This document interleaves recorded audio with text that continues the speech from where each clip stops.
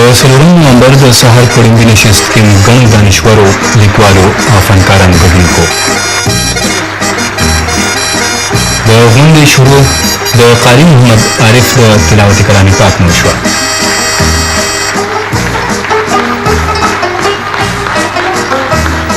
په دې موقع ګڼو لیکوالو او پوهانو خپلې مقالې وړاندې کړې.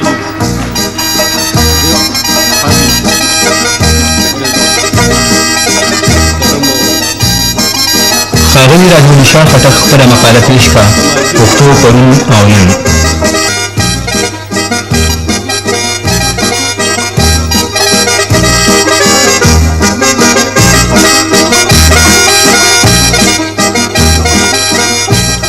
د دې نه پس وجود اشنغري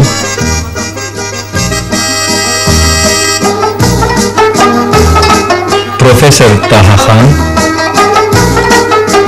رحمان غنیوي مرتضی خان دراني ایډوکیټ خپل کلامونه وړاندې کړه.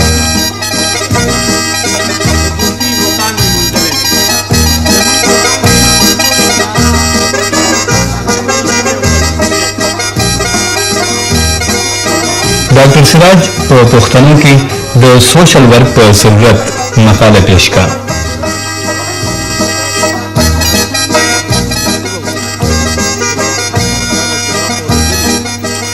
نعیم افریدي په ترنم سره نظم پیش کړ.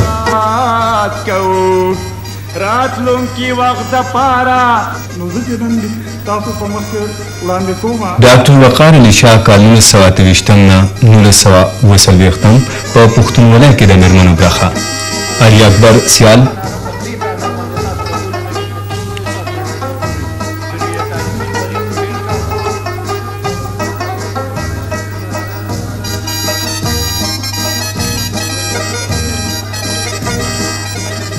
سعدالدین شپون د دویم عالمي پښتو کانفرنس په هکله خبرې وکړي.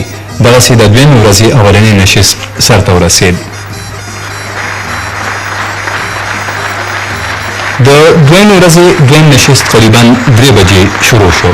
په سټیج بللي مېلمانو ښاغلی سلیم راز، ښاغلی ربنواز اسماعیل، ښاغلی ممتاز علي شاه، شیرین ګردیوال، مرتضی خان شاهین، ظهور آزاد قریشي ایډوکیټ، پروفیسر نصیرالدین طالب، شمس الهدى شمس، شیرجان امت بنگش، طاهر ملکی او ډاکټر مشتاق.